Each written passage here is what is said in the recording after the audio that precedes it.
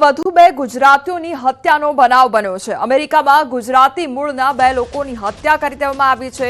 મહેસાણાના કનોડા ગામના પટેલ પરિવારના બે સભ્યોની હત્યા કરી દેવામાં આવી છે।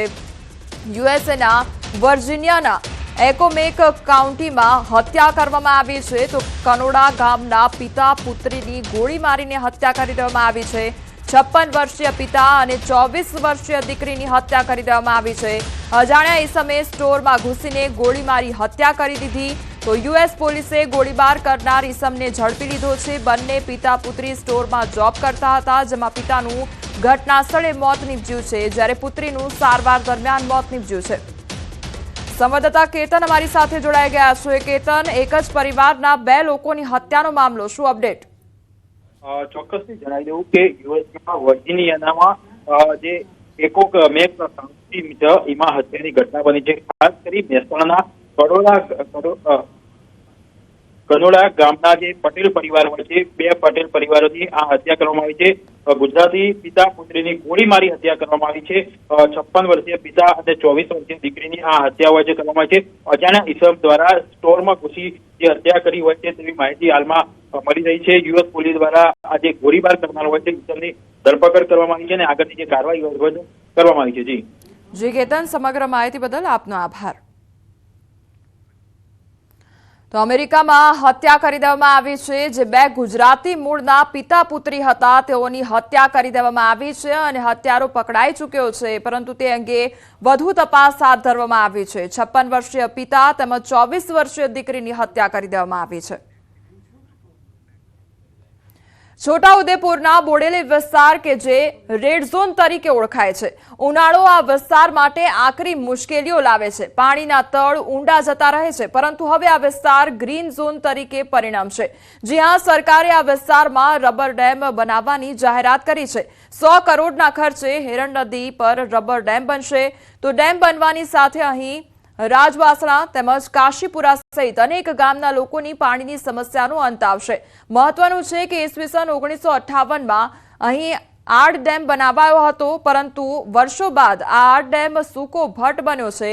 પાણીનો સંગ્રહ મુશ્કેલ બન્યો છે, ત્યારે ગામ લોકોની અનેક રજૂઆત બાદ આ વિસ્તારની સમસ્યાની નોંધ લેવાઈ છે અને રબર ડેમ બનાવવાની જાહેરાત કરવામાં આવી છે।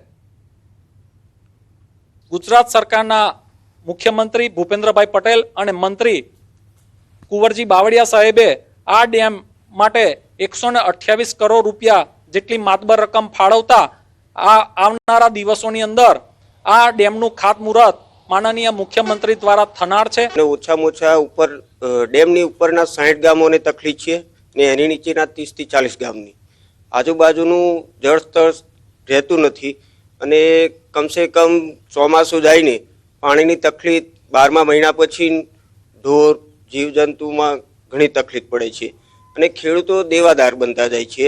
રબર ડેમ બનવાથી નવીન વિયરનું નવીનીકરણ કરીને રાજવાસના મુકામે વિયરની કામગીરી કરવામાં આવશે, જેનાથી રાજવાસનાની આજુબાજુના 15 થી 20 ગામોમાં પરોક્ષ રીતે સિંચાઈનો લાભ થશે।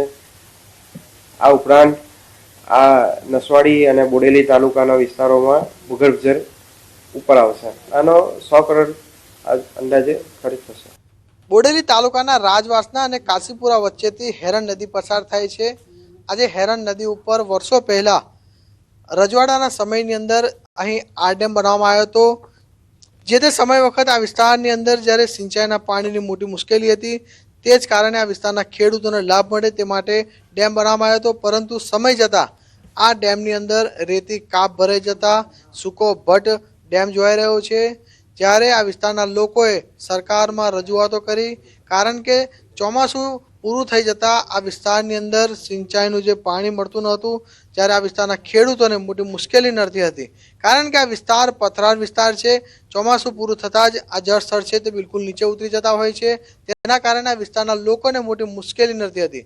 જ્યારે સરકારની અંદર રજૂઆત કરતા સરકારે 128 કરોડની રકમથી આ જે રાજવાસના ડેમ ખાતે રબર ડેમ બનાવવાનું નક્કી કરવામાં આવ્યું છે, ત્યારે આવનારા સમયની અંદર આ જ વિસ્તારની અંદર રબર ડેમ બનશે। તેના જ કારણે આ વિસ્તારના ખેડૂતોની અંદર હાલ તો ખુશી છવાઈ છે। સેજબ ખત્રી, ન્યૂઝ 18 ગુજરાતી, છોટાઉદેપુર। હાલ સમાચારોમાં બસ આટલું જ. વધુ સમાચાર માટે આપ જોતા રહો ન્યૂઝ 18 ગુજરાતી. નમસ્કાર.